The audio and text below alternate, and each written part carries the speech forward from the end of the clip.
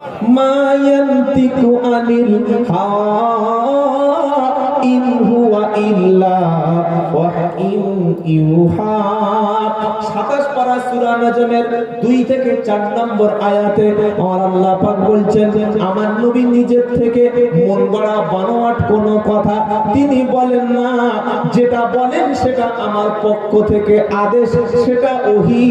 যদি নবী নিজের থেকে বানিয়ে কোনো কথা কোরআনের মধ্যে চালিয়ে দিত, আল্লাহ বলছেন ওয়াল্লাহু তাকাওয়ালা আলাইনা বা'দাল আকাবিল লাআখাযনা মিনহু বিল ইয়ামিন সুম্মা লাকাতআনা মিনহুল ওয়াতিন ফামা মিনকুম মিন আহাদিন আনহু হাজিজিন। 29 পারা সূরার নাম হাক্কা, 45 থেকে 46, 47, 48 নম্বর আয়াত আমার আল্লাহ বলছেন, আমার নবী নিজের থেকে মন গড়া কোনো কথা চালিয়ে যদি কোরআন বলে চালিয়ে দিত, লা আখাযনা মিনহু বিল ইয়ামিন, আমি আমার নবীর ডান হাতকে দক্ষিণ হস্তকে ধরে ফেলতাম, সুম্মা লাকাতআনা মিনহুল ওয়াতিন, নবীর কণ্ঠশিরাকে টেনে ছিঁড়ে ফেলে দিতাম, নবীর গলাটা ধমনীটা কেটে ফেলতাম, ফামা মিনকুম মিন আহাদিন আনহু হাজিজিন, আমার হাত থেকে নবীকে বাঁচানোর মতো কেউ কখনো ছিল না। সুবহানাল্লাহ। এটা বানালাম না, কোরআনে আছে। যদি আছে কিনা আপনি সকালবেলা সূরা হাক্কার 45 নম্বর একটা মিলিয়ে দেখে নেবেন, 29 পারায় এটা লেখা আছে কিনা। আমি তো জন্য আপনাকে নাম্বার বলে দিচ্ছি যাতে আমার ধরতে পারেন যে আমি সত্য বলছি, আপনাদের ঠকিয়ে যাচ্ছি। বাবাজিরা, আল্লাহর ভাইরা, নবী কথা বলাতেন না, নিজের থেকে একটা কথা কখনো ধর্মের মধ্যে চালাতে নাই। আজকের এই যে আমাদের মুসলমানদের মধ্যে হাজারো দল আছে না বাবা, বিভিন্ন দল, ফুরফুরা, তবলিগ, গাজানগাছি, কাদিয়া, চিশতিয়া, হানাফি, শাফি, মালিকি, হাম্বলি, মানে দলের শেষ নাই, হাজার হাজার দল। সবাই বলছে আমরা জান্নাত। কি গো, আসলে আসল উদ্দেশ্য ছেড়ে দিয়ে নকল নিয়ে টানাটানি করে আছে। ফরজ নামাজ, হালাল খাদ্য, সত্য কথা বলা, বাপ মার খেদমত করা, স্ত্রীর পর্দায় রাখা, মিথ্যা না বলা, গীবত না করা, চুরি না করা, ওজনে কম না দেয়া, শুধু এই জিনিসগুলোই ফলো করলে আপনি জান্নাতে চলে যাবেন, বলবেন সুবহানাল্লাহ। সেগুলো বাদ দিয়ে কি নিয়ে পড়ে আছেন জানেন বাবা? আমিন জোরে বলবো না আস্তে বলবো, হাত এখানে বাঁধবো না নাভির নিচে বাঁধবো, কি গো, হ্যাঁ। তারপরে ইয়া নবী দাঁড়িয়ে হবে না বসে হবে, টুপি লম্বা হবে না গোল হবে, জামাটা কাটা হবে, এই করতে করতে করতে করতে মুসলমানদের রাজ্যের কোনো কাজ নেই, খালি এই চলছে। যেখানে যান দেখবেন জলসা উঠলে সাধারণ মানুষ তার জলসা আসতে চায় না, যারা একটু শিক্ষিত মানুষ দেখবেন কেউ জলসা শোনে না, ওই এসে ওই শুনবে, এ বক্তা ওর কাফের বলছে, ওকে জাহান্নামে পাঠাচ্ছে, ও বলছে না, বলে না, এই এখন আলোচনা। আমাদের এই অবস্থা থেকে এই কাজী নজরুল ইসলাম, অনেক একজন জ্ঞানী মানুষ, বিদ্রোহী কবি, জেলখাটা কবি, তিনি কি বলে গেছেন জানেন? বিশ্ব যখন আগিয়ে চলে আমরা তখন পিছে, বিবি তালাকের ফতোয়া খুঁজি কোরআন হাদিস চষে। এই দেখেন, আল্লাহর নবী সাল্লাল্লাহু আলাইহি ওয়াসাল্লাম মক্কা থেকে মদিনায় গিয়েছিলেন। নবীর জামানায় যখন লড়াই হতো, যুদ্ধ হতো, কি দিয়ে? তীর তরবারি হতো না, হতো না বাবা? হ্যাঁ, তীর তরবারি বল্লম, এই যে লড়াই হতো। 2024 সালে দাঁড়িয়ে আপনি একজন আপনার উপরে রকেট হামলা করছে, একজন ড্রোন হামলা করছে, আর আপনি যদি বলেন যে আমি তীর মেরে দেবো, হবে? বলছেন না কেন? হ্যাঁ, তীর মেরে দেবো হয়ে যাবে না।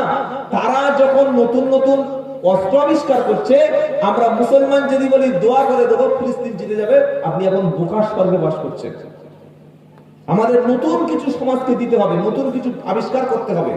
আবিষ্কার করা করছে, ইরান কিছুটা করেছে, তুর্কি কিছুটা করেছে, কিন্তু আমরা বাঙালিরা এখনো পর্যন্ত ছোট্ট ছোট্ট বিষয় থেকে বার হতে পারেনি। কি কি?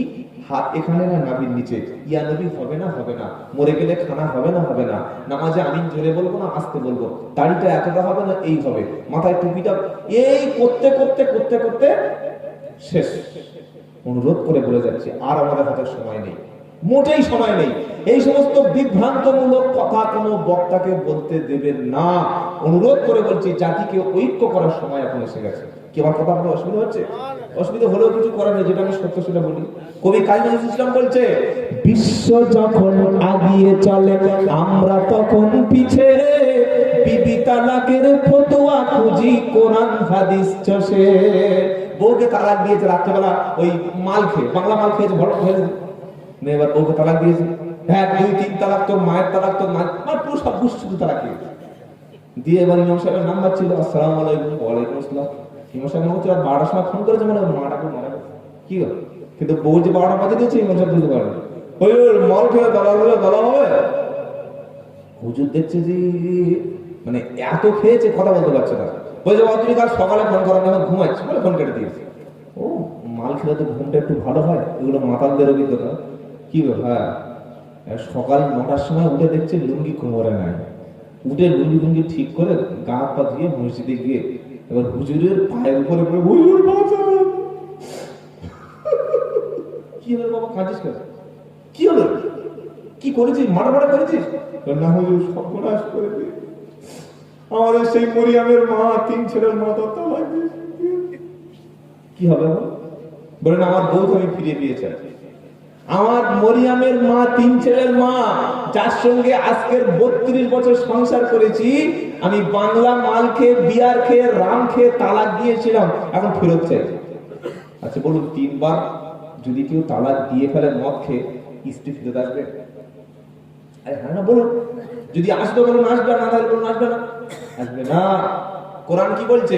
আত-তালাকু মাররাতান, তালাক হলো 2 বার, 3য়বার তালাক দেওয়া মানে ওই স্ত্রী ফিরিয়ে পাওয়ার আর কোনো সুযোগ নাই। আমাদের সমাজে দেখবেন অশিক্ষিত কিছু মুন্সি আছে, জীবনের মাদ্রাসায় পড়ে নাই, কোন আলেমের সঙ্গে তারা বসে নাই, এরকম মুন্সির কাছে গিয়েছে, গিয়ে বলছে আমার স্ত্রীটা ফিরে আনার রাস্তায় কি আছে বলো। তখন মুন্সি সাহেব ফতোয়া দিচ্ছে, গ্রামের মধ্যে সবচাইতে বয়স্ক বুড়ো লোক আছে কে দেখো, তার বিবি মারা গেছে কে দেখো, এরকম লোকের কাছে তোমার বিবিটা যাকে তুমি তালাক দিয়েছো, 1 রাত তার হাতে 500,000 টাকা দিয়ে, কয়েকটা বিরিয়ানির প্যাকেট দিয়ে, শীতকালের জামা কাপড়টা কিনে দিয়ে তোমার বিবিকে তার কাছে 1 রাত রাখবে। সকাল যখন হয়ে যাবে ওই বিবিকে তুমি ফিরিয়ে নিয়ে বিয়ে করে নেবে, তোমার স্ত্রী তাহলে হালাল হলো। এটা জানেন না? জানেন না? জানেন না? এই নিয়মটা শুনেন আপনারা? এটার নাম দিয়েছে এরা হালালা। কি নাম? হালালা। এবার আপনি বলুন, আপনি অন্যায় করেছেন, আপনি ভুল করেছেন মদ খেয়ে তালাক দিয়ে, তো একটা মেয়ে ছেলে সে কেন বুড়োর কাছে গিয়ে রাত কাটাবে? আমার কথা বুঝতে পারছেন? খেয়েছেন তো মাল আপনি, তালাক দিয়েছেন তো আপনি।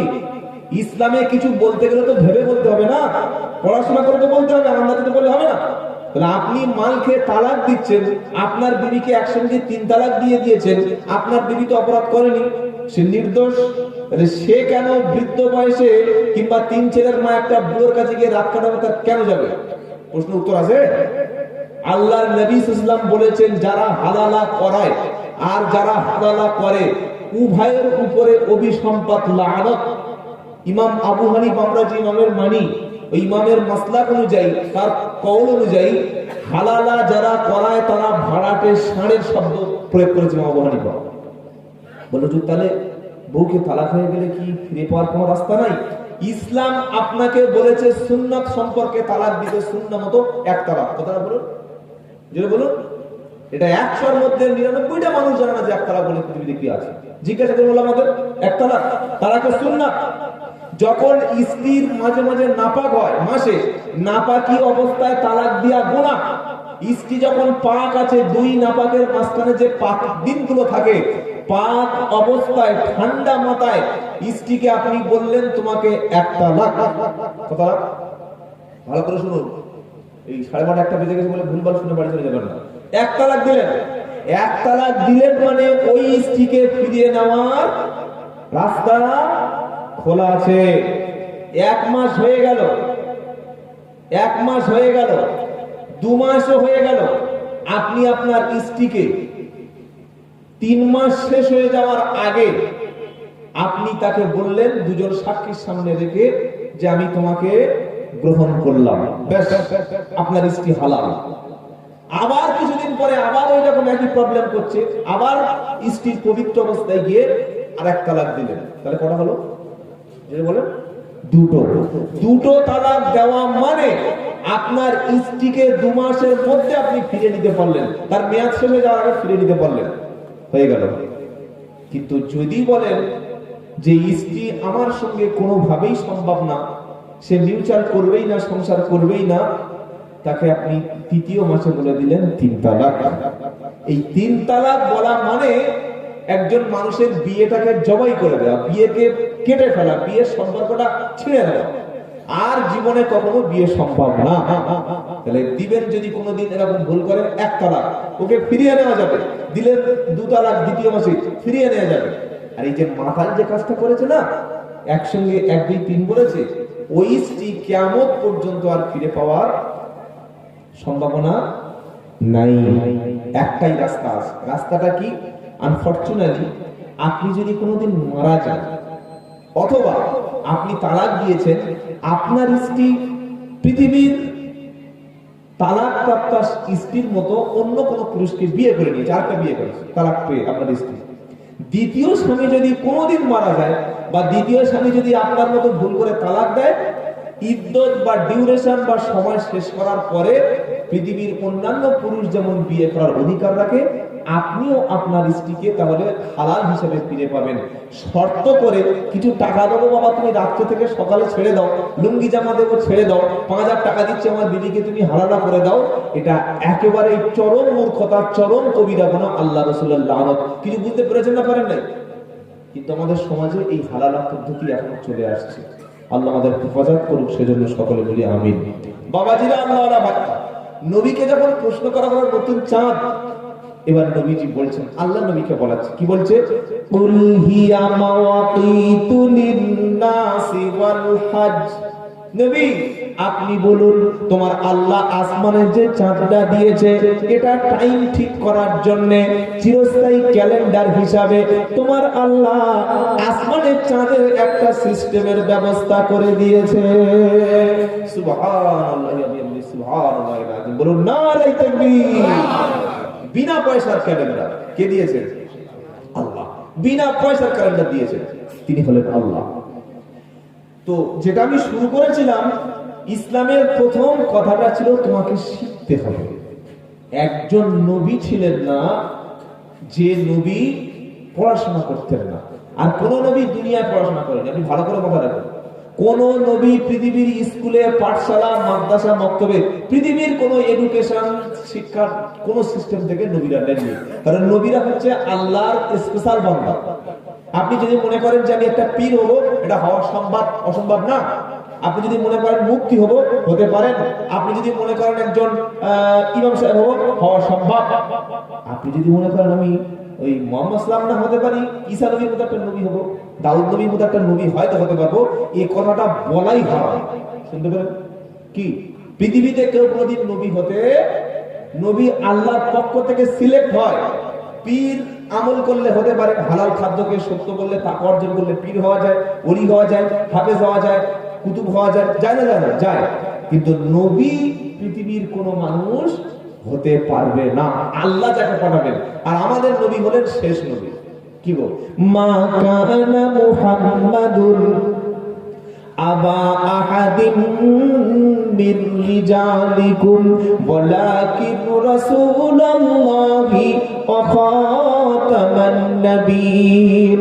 এটা 22 পারা সূরা আহজাবে আল্লাহ পাক বলছেন মুহাম্মদ সাল্লাল্লাহু আলাইহি ওয়াসাল্লাম হলেন শেষ নবী, তারপরে আর কোন নবীও আসবে না, রাসূলও আসবে না। নবী যখন শেষ, তার কথাটাও ফাইনাল। নবী যখন শেষ, তার কথাটা চূড়ান্ত। আল্লাহর নবীর পরে আর কোন নবী আসবে না, আর নবীর কথাটাই আমাদের জন্য মানতেই হবে। আজকের বিশ্বের জমিনে, তামাম পৃথিবীতে আমাদের বর্তমানে যেটা অভাব আছে, সেটা হচ্ছে শিক্ষা, সচেতন এবং পরস্পর ভালোবাসা। আজকের কটা ভাই আছে জানেন পাড়ায়?